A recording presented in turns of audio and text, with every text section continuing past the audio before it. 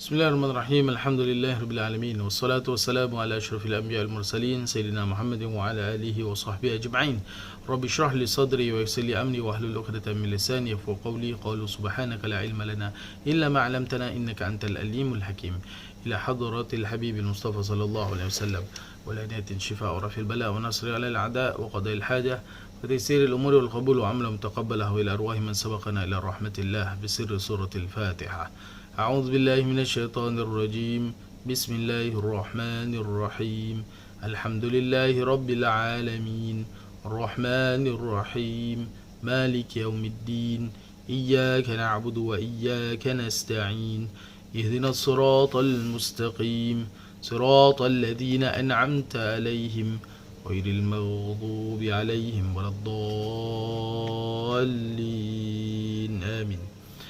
Bismillahirrahmanirrahim. Assalamualaikum warahmatullahi ta'ala wabarakatuh. Alhamdulillah, bersyukur kehadirat Allah SWT dapat kita berjumpa pada tahun yang baru ini 1442. Setahun pun telah berlalu. Syukur ke atas hadrat ilahi, walaupun atas ujian-ujian yang Allah berikan, pastinya ia terbaik untuk diri kita, untuk keimanan kita, dan untuk mendekatkan diri kita lagi kepada Allah SWT. Hari ini insyaAllah kita akan bersambung dengan kitab Indahnya Hidup Bersyariat. Qala Syekh Mu'allif Adam Allah nafa bihi wa bikum fid darain amin. Semoga kita mendapat manfaat daripada apa yang telah ditulis oleh penulis, dan semoga Allah SWT meningkatkan darjat penulis di sisinya, insyaAllah, amin ya rabbal alamin. Kita sambung muka surat yang ke-18, sifat-sifat yang mustahil bagi Allah SWT. Allah itu adalah Tuhan kita, adalah Tuhan yang kita sembah, anda dan saya. Kita menyembah Allah SWT, dan Allah mempunyai sifat-sifat yang wajib dan juga mempunyai sifat-sifat yang mustahil.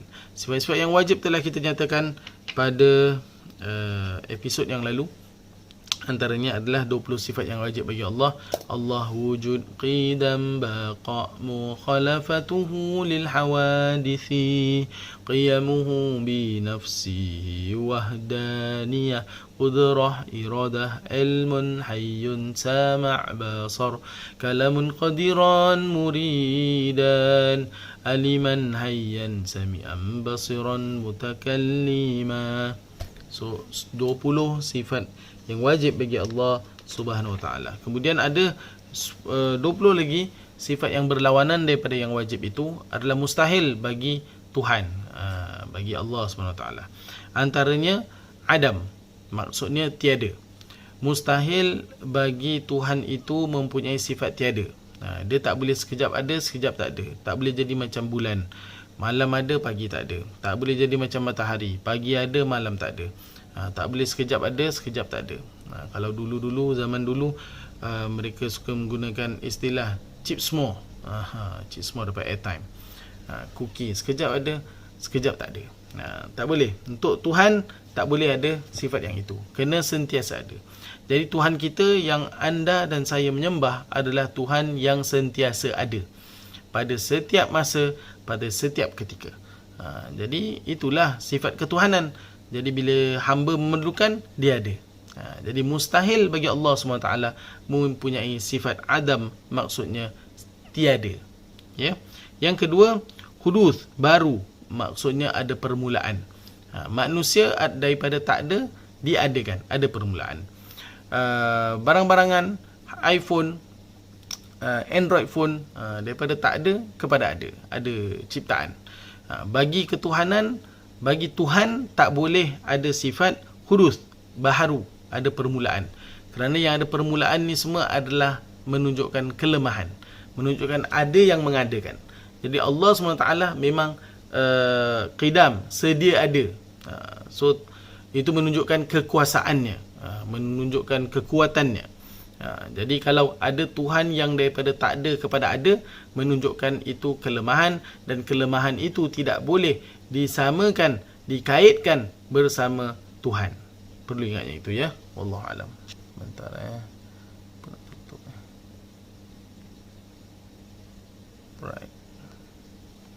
Seterusnya, fana', binasa. Tidak boleh pada sifat ketuhanan atau Tuhan mempunyai sifat binasa. Mustahil bagi Tuhan ada sifat binasa. Kalau ada sifat binasa, senang untuk defeat, menunjukkan lemah, Kalau dia maaf kata patung, kita pecahkan patung.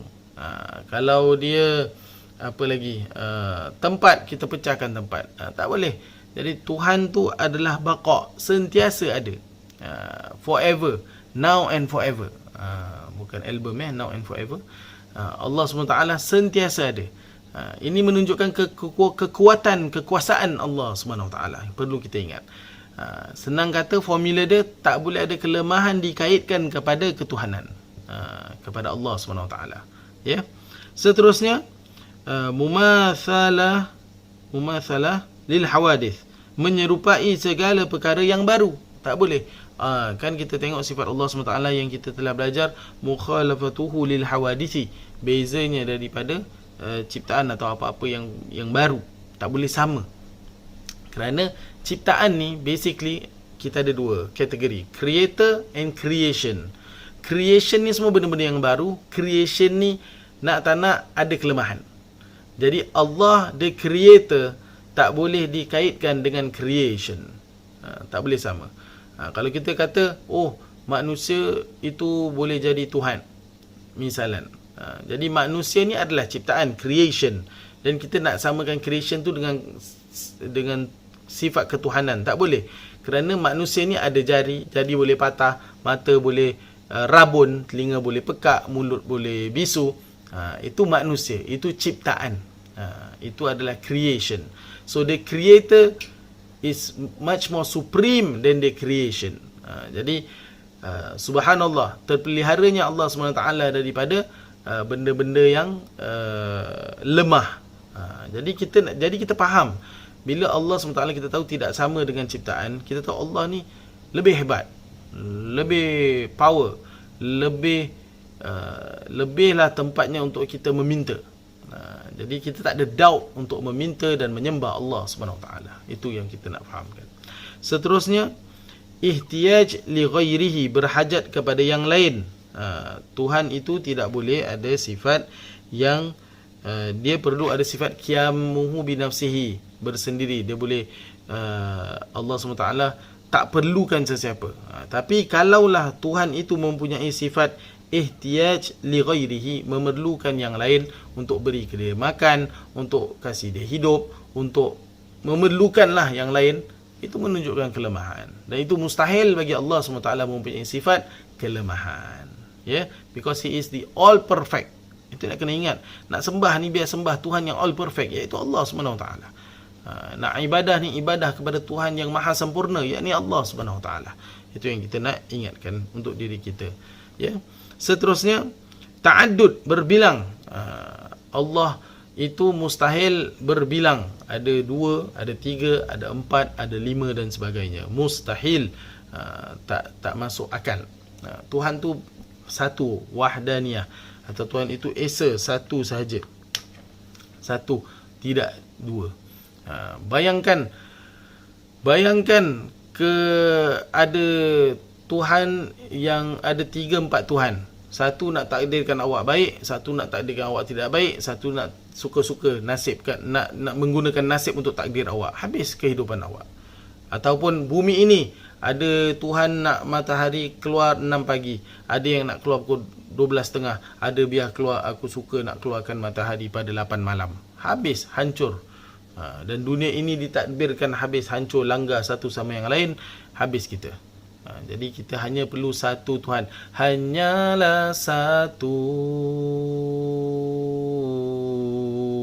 yang bertahta di hatiku. Hanyalah satu, Allah SWT. Itu perlu kita ingat. Kita hanya perlukan satu. Mustahil bagi sifat ketuhanan itu ta'addud, mempunyai berbilang-bilangan. Seterusnya, ajaz. Yakni maksudnya lemah. Mustahil bagi Tuhan itu mempunyai sifat lemah. Sifat lemah itu hanyalah pada ciptaan.